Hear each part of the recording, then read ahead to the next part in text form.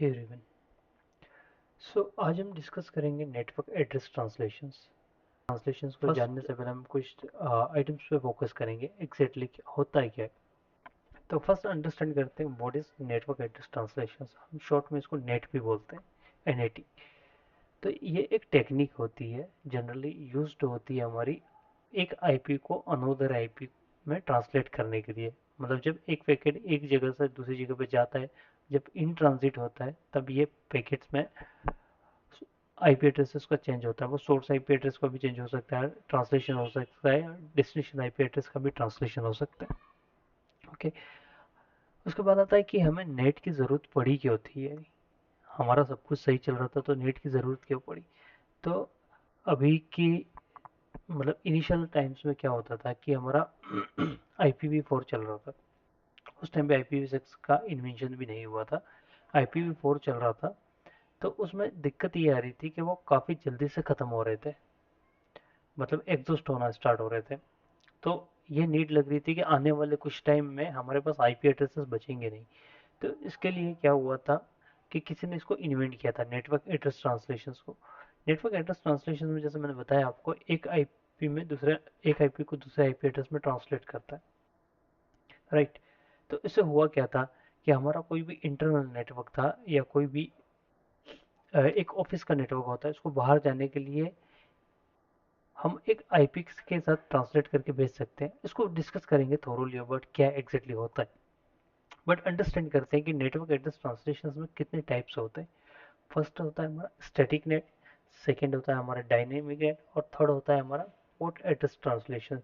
तो आज की क्लास में हम डिस्कस करेंगे सारे टॉपिक्स को, स्टैटिक नेट, डायनेमिक नेट और पोर्ट एड्रेस ट्रांसलेशन, और भी कॉल एज पेट या डायनेमिक ओवरलोड भी बोलते हैं। सबको वन बाय वन ट्राई करेंगे, अंडरस्टैंड करने की कोशिश करेंगे। तो फर्स्ट अंडरस्टैंड करते हैं हमारा ट्रांसलेशन होता है क्या। बाय द वे, किस आईपी को हम ट्रांसलेट कर सकते हैं, ठीक है। तो फर्स्ट आता है मेरा, हम प्राइवेट के साथ ट्रांसलेट कर दें, ठीक है। प्राइवेट को प्राइवेट आईपी को मैं पब्लिक के साथ ट्रांसलेट कर दूं, ठीक है। उसके बाद आता है मेरा पब्लिक आईपी का मैं प्राइवेट में ट्रांसलेट कर दूं या पब्लिक को पब्लिक में ट्रांसपोर्ट कर दूं। ये मेरी रिक्वायर मतलब ये चार सॉल्यूशंस है जिसको मैं यूज कर सकता हूँ, मतलब ये ट्रांसलेशंस कर सकता हूँ। अब डिपेंड करता है हमारा यूज केस क्या है, हमें ज़रूरत क्या है, उसके अकॉर्डिंग हम काम करेंगे। बट जनरली यदि आप किसी छोटे ऑर्गेनाइजेशन या एक छोटे नेटवर्क में काम करके आए हो, या फिर आपने छोटे नेटवर्क में काम कर रहे हो भी, तो जनरली आप इस टाइप को देखोगे, यानी प्राइवेट टू पब्लिक और public to private.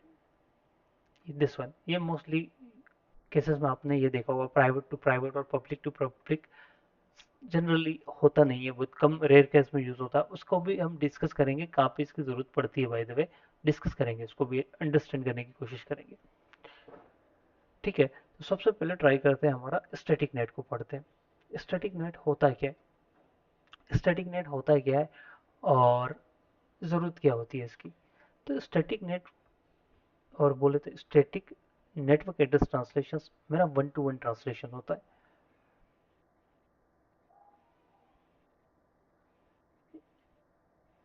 Static net मेरा क्या होता है, वन टू वन ट्रांसलेशन होता है। इसको अंडरस्टैंड करते हैं यहाँ पे।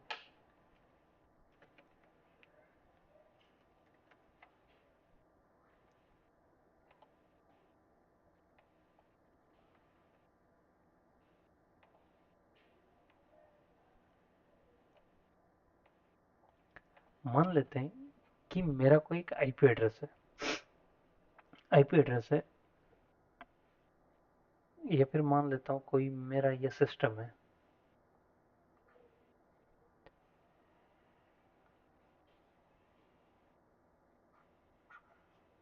मेरा ये कोई मान लेते हैं एक सिस्टम है, एक स्विच के साथ कनेक्टेड है, ठीक है। और ये स्विच आगे फर्दर मेरा कनेक्टेड है एक फायरवॉल के साथ में,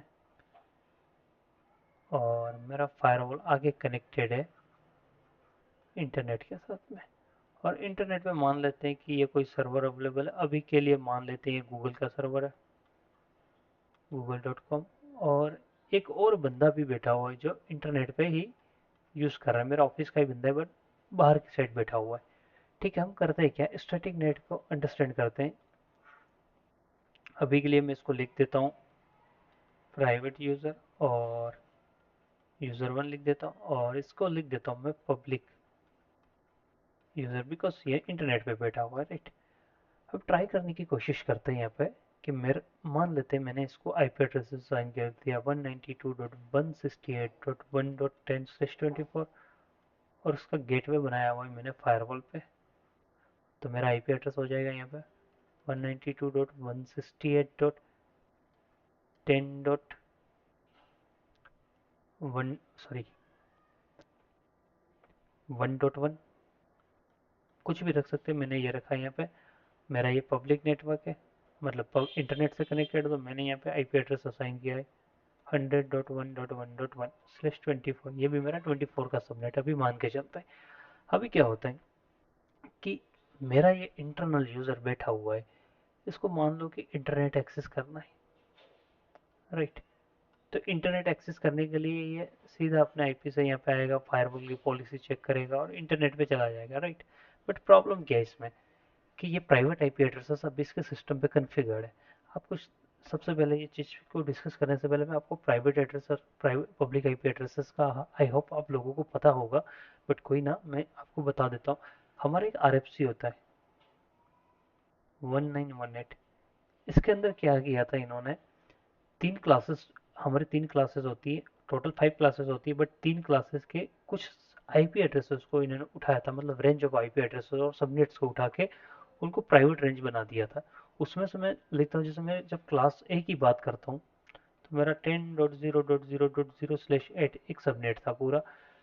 सेव इसका बात करें तो 172.16.0.0/12 होता है। ये मतलब जनरली मैं इसको बोलूँ तो ये स्टार्ट होता है 172.16.0.0/12 से स्टार्ट होता है, और ये जाता है मेरा 172.31.255.255. Sorry 12, not 24, okay. एंड मेरा क्लास सी होता है जिसका आईपी एड्रेस होता है 198.168.0.0/16। ये मेरी तीन रेंज होती है। ये तीन रेंज जो है मेरी प्राइवेट एड्रेस की काउंटिंग में आती है। जनरली इसको RFC 198 भी बोलते हैं। यदि आपको RFC नहीं याद रखना है या नहीं याद रहता है तो कोई दिक्कत नहीं है, आप तीन सबनेट्स को याद रखना है। ये किसी भी इंडस्ट्री में जाओगे आप, I am talking about IT only, आप किसी भी फील्ड में आईटी में काम करोगे, आईपी एड्रेसेस के साथ आपका पाला पड़ना ही है, और आपको आईपी एड्रेसेस का पता होना चाहिए उस केस में।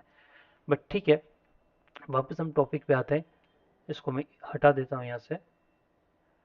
तो जैसे मैंने बताया RFC 1918 के जो भी आईपी एड्रेसेस थे उनको इंटरनेट पे जाना है, तो उनको एक पब्लिक आईपी एड्रेस की ज़रूरत पड़ेगी, बिकॉज जब यहाँ से ट्रैफिक इनिशिएट होता है और ये पब्लिक इंटरनेट पे पहुंचता है, तो इंटरनेट पे प्राइवेट आईपी एड्रेसेस की कोई कोई जानता नहीं है, मतलब उसकी कोई एडवर्टीजमेंट नहीं होती है, नहीं कोई राइटिंग होती है, राइट। तो अब इनमें करेंगे क्या हम, जैसे मैंने यहाँ पे आईपी एड्रेस कॉन्फ़िगर किया था, और अभी हम पढ़ रहे हैं स्टैटिक नेट। तो स्टैटिक नेट में क्या होता है, जैसे मैंने बताया था, स्टैटिक नेट मेरा 1 to 1 होता है, 1 to 1 नेट होता है, राइट। फर्स्ट फर्स्ट तो ये याद रखना है 1 to 1 होता है। इन केस कभी आपको इंटरव्यू में कोई क्वेश्चन भी पूछता है तो आपको बताना है स्टैटिक नेट 1 to 1 होता है। एक और कंडीशंस भी आपको याद रखनी मैं बताऊंगा थोड़ी देर में। तो यहाँ पे देखा आपने 192.168.1.10 आईपी एड्रेस मैंने कॉन्फ़िगर किया था यहाँ पे 1.1, जो मेरा L3 डिवाइस फायरवॉल पे एक था, मतलब L3 गेटवे। मैंने यहाँ पे नेट रूल कॉन्फ़िगर किया है, उसका आईपी एड्रेस जैसे मैंने 192.168.1.10 मेरा डिवाइस का आईपी एड्रेस हो गया, और मैंने इसको बाइंड कर दिया है मैंने। बाइंड का मतलब ये मैंने नेट रूल क्रिएट कर दिया 1.1.10 के साथ।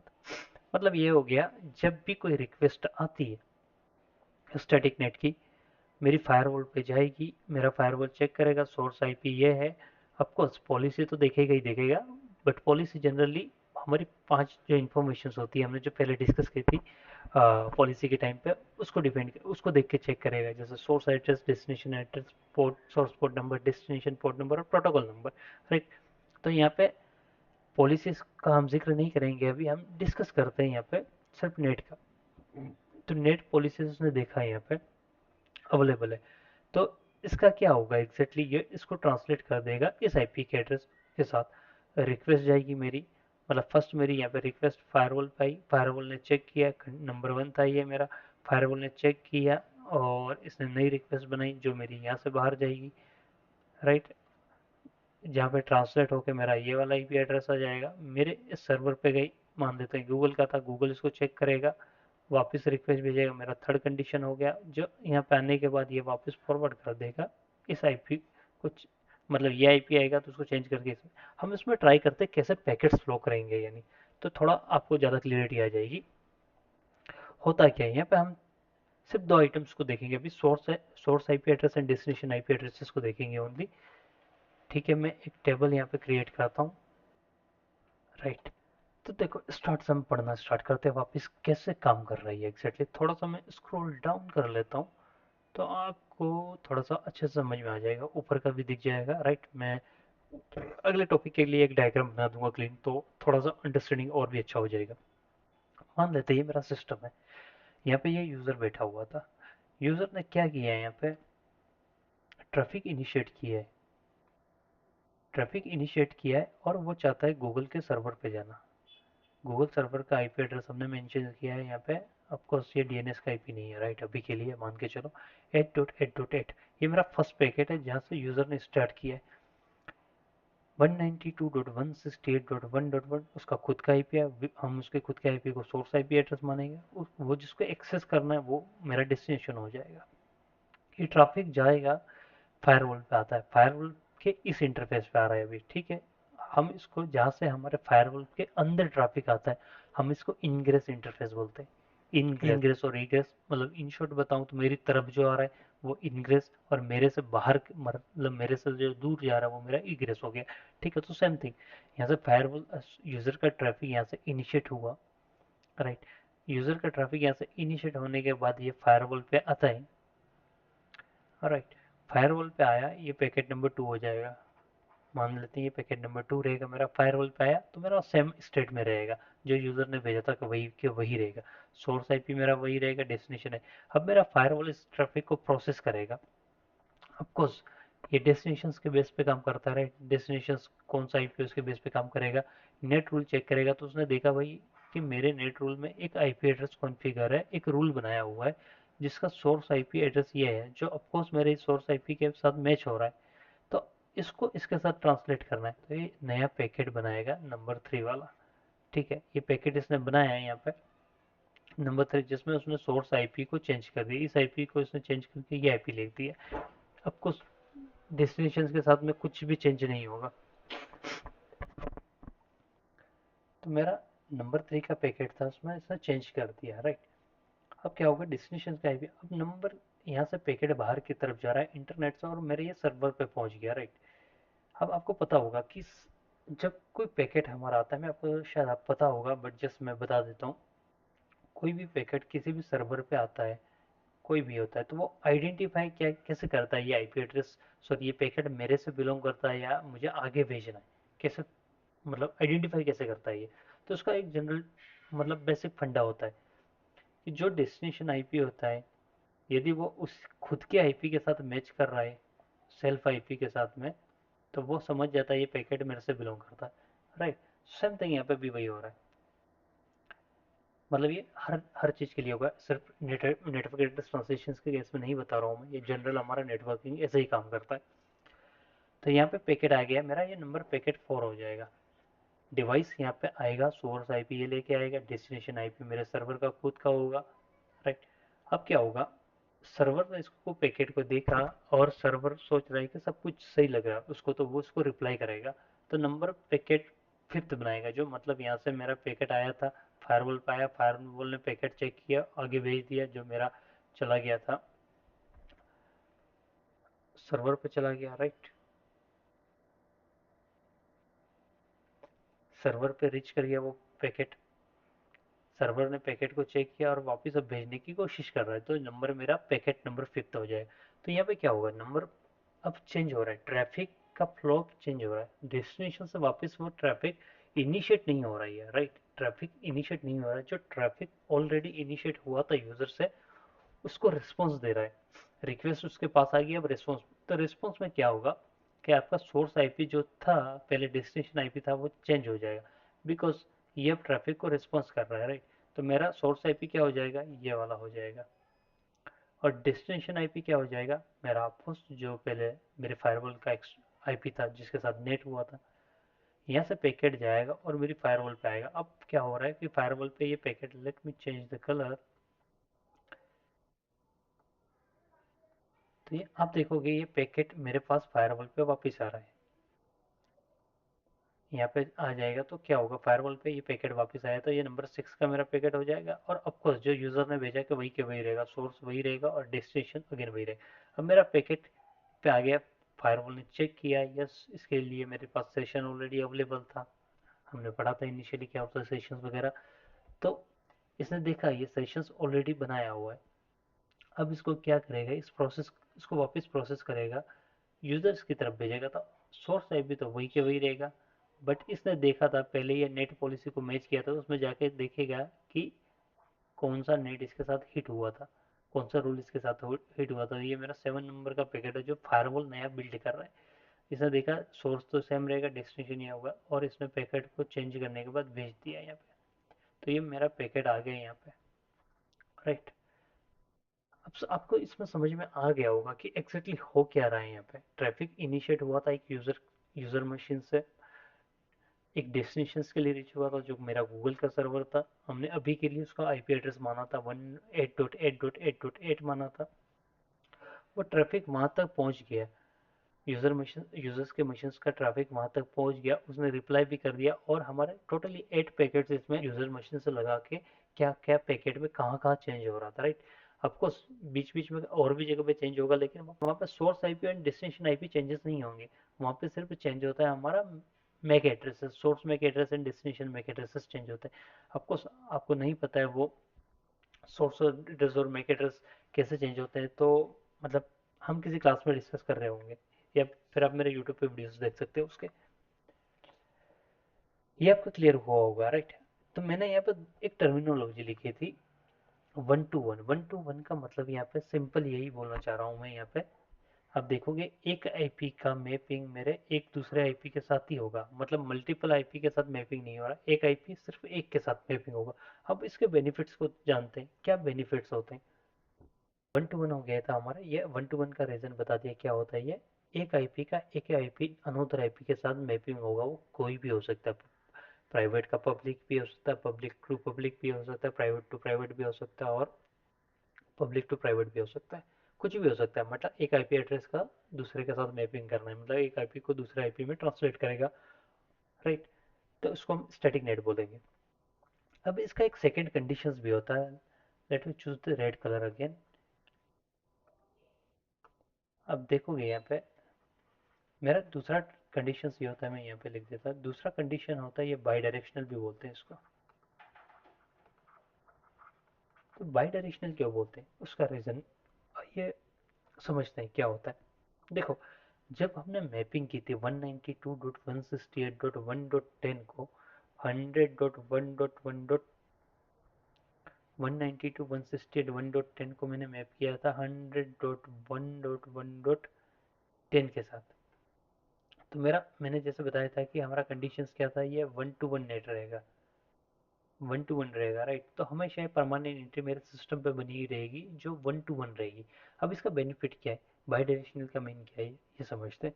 जैसे मेरा इस यूजर ने ट्रैफिक इनिशिएट किया था और ये ट्रैफिक बाहर जाके वापस भी आ गया था। अब मान लो मेरा ये पब्लिक यूजर है, ठीक है, जो मेरा पब्लिक यूजर कुछ भी हो सकता है, सपोज करो कि मेरी ऐसी सर्विसेज चल रही है कंपनी में, मान लेते हैं कि अभी के लिए एक मेरा सर्वर है, चलो मैं थोड़ा क्लीन करता हूँ उसके बाद आपको समझाता हूँ। ये मेरा था, मैंने बताया था ये मेरा प्राइवेट यूजर था जो मेरी कंपनी के अंदर बैठा हुआ था, ठीक है। मान लेते हैं मेरा एक सर्वर भी यहाँ पर लगा हुआ है, उसका आईपी एड्रेस अभी के लिए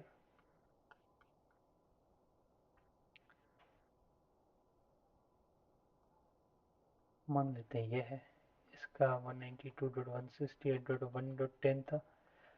अगेन फायरवॉल पे यहाँ पे मेरा 192.168.1.1 चल रहा था, यहाँ पे 100.1.1.1। अब मान लो ये यूज़र, इसका आईपी एड्रेस हमने डिफाइन किया था 8.8.8 और इसका आईपी एड्रेस अभी के लिए मान लेते 200.1.1.1 है।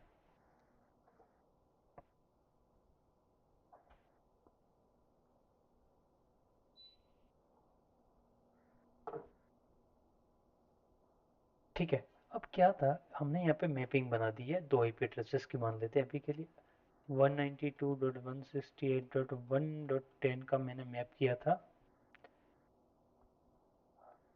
100.1.1.10 के साथ में। अब मेरा 1.11 है, पूरा आईपी लिख देता हूँ यहाँ पे मैं। उसका मैपिंग बना हुआ था 100.1.1.11 के साथ। अभी के लिए मान लेते हैं मैंने ये नेट के दो रूल्स बनाए हुए हैं मेरी फायरवॉल पे। स्टैटिक नेट बनाया हुआ है,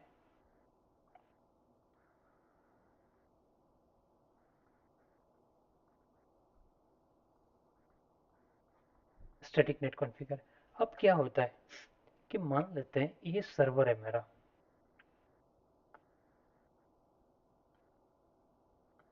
ये सर्वर है मेरा, ट्रैफिक इनिशिएट हो रहा है। अब ट्रैफिक इनिशिएट ये कर रहा है, राइट। इसको मेरे सर्वर का एक्सेस चाहिए। मान लेते हैं कि अभी इस पे कुछ वेब सर्विसेज चल रही है जो मेरी पब्लिकली होस्टेड है और ये यूज़र इसको एक्सेस करना चाहता है। अब क्या होगा उस केस में, ये यूज़र इसको एक्सेस करना चाहता है तो क्या होगा। फर्स्ट थिंग हमें अंडरस्टैंड करना है ये कौन सा आईपी को एक्सेस करेगा, क्योंकि ये बाहर से एक्सेस कर रहा है। तो ये मेरे पब्लिक आईपी एड्रेस जो मेरे इस आईपी के लिए, मतलब ये आईपी मेरे इंटरनल नेटवर्क के लिए, बट इसी को कोई पब्लिक पे ही देखेगा मतलब, तो इसको ये आईपी है, राइट। एग्जाम्पल के लिए मानते हैं कैसे, मतलब किसी बंदे का घर पे नाम होता है, कुछ भी नाम होता है एक्स वाई जी, बट उसका बाहर एक अलग नाम होता है, राइट। तो उसको क्या बोलते हैं, घर के लिए अंदर अलग नाम हो गया बट बाहर के लिए एक पब्लिक पब्लिक नेम डिफरेंट होता है। सेम चीज़ वही है यहाँ पे। अब जो जो घर का जो नेम है वो एक तरीके से प्राइवेट है, मतलब कंपनी के अंदर अंदर लोग इसको इस नाम से जानते हैं या इस आईपी एड्रेस से जानते हैं, बट कंपनी के जब बाहर जाओगे और इसकी ये, मतलब इसके पास ऐसी सर्विस है जो उसकी ज़रूरत बाहर वाले लोगों को भी है और बाहर वाले लोगों को भी बताइए कि यहाँ पे ऐसा कुछ है सर्वर वगैरह जिसको हम एक्सेस करते हैं, हम यूज़ कर सकते हैं किसी पर्पज़ के लिए, राइट।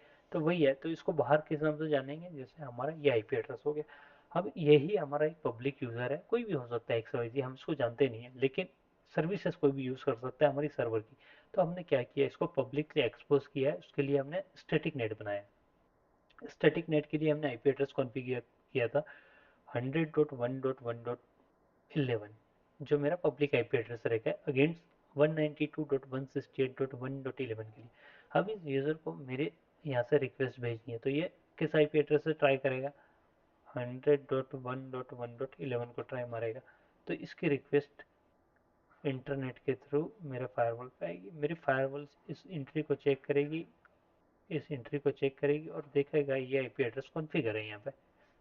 फायरवॉल समझ जाएगा ये मेरे सर्वर का आईपी एड्रेस है, तो इसकी पॉलिसीज, फायरवॉल पॉलिसीज चेक करेगा, जो भी अलाउ होगा तो इसको ये यहाँ पे इस ट्रैफिक को राउट कर देगा। समझ में आ गया, मतलब इस केस में क्या हो रहा था, जब कोई यूजर या कोई सर्वर यहाँ पे बैठा हुआ था और उसको बाहर ट्रैफिक भेजना था तब भी वो कर पा रहा था, बट कोई बाहर यूजर बैठा हुआ है उसको यदि वही चीज को बाहर से भी एक्सेस करना है तो वो उसको भी कर पा रहा है। समझ में आया। तो ये होता है हमारा बाई डायरेक्शनल, मतलब ट्रैफिक आपका कहीं से भी इनिशिएट हो रहा है। ट्रैफिक इनिशिएट की बात कर रहा हूँ, मतलब रेस। तो आप देखोगे यहाँ पे कि ट्रैफिक मेरा यानी दोनों साइड से इनिशिएट हो रहा था। कोई चाहे अंदर बैठा हुआ इसको भी इनिशिएट करना है, ट्रैफिक तो कर सकता है, और बाहर कोई बंदा बैठा हुआ है जिसको मेरे सर्वर को एक्सेस करना है तो वो उसको भी कर पा रहा है। तो ये बाई डायरेक्शनल काम कर रहा था, ठीक। अब इसके यूज केसेस को पढ़ते हैं, क्या यूज केसेस होते हैं। ठीक है, हम इसके यूज केसेस के बारे में पढ़ते हैं। स्टैटिक नेट को हम कहाँ कहाँ यूज कर सकते हैं, तो मैं आपको बताता हूँ कुछ कहाँ कहाँ हम यूज कर सकते हैं। Let me type it.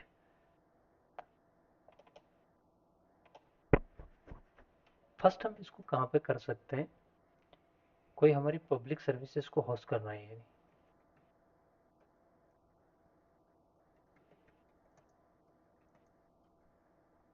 Hosting public services.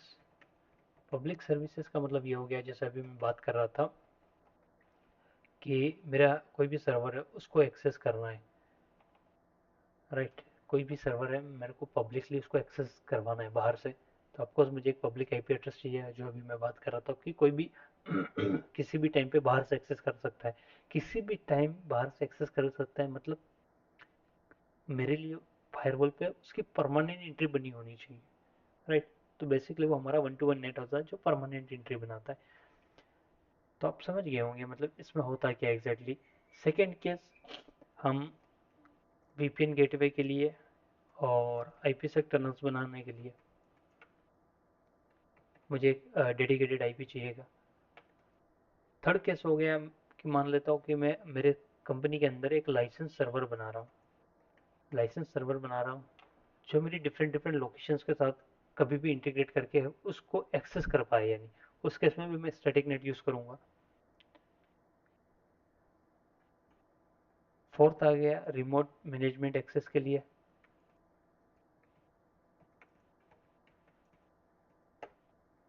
Fifth case हमारा आ गया कोई भी थर्ड पार्टी ऑर्गेनाइजेशंस होते हैं उसके साथ कुछ इंटीग्रेशंस करना है।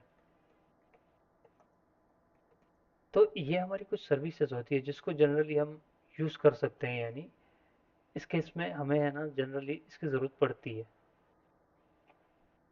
जनरली हमें है ना स्टैटिक नेट की ज़रूरत पड़ती है। सो आई होप आपको ये टॉपिक अच्छे से समझ में आया होगा। अब हम डिस्कस करते हैं ब्रेक के बाद, अगला टॉपिक डिस्कस करेंगे, यानी आपको नेटवर्क एड्रेस ट्रांसलेशंस को ही हम डिस्कस कर रहे होंगे, यानी बट उसके सेकंड पार्ट को करेंगे क्या होता है एग्जैक्टली एंड ऑल दिस।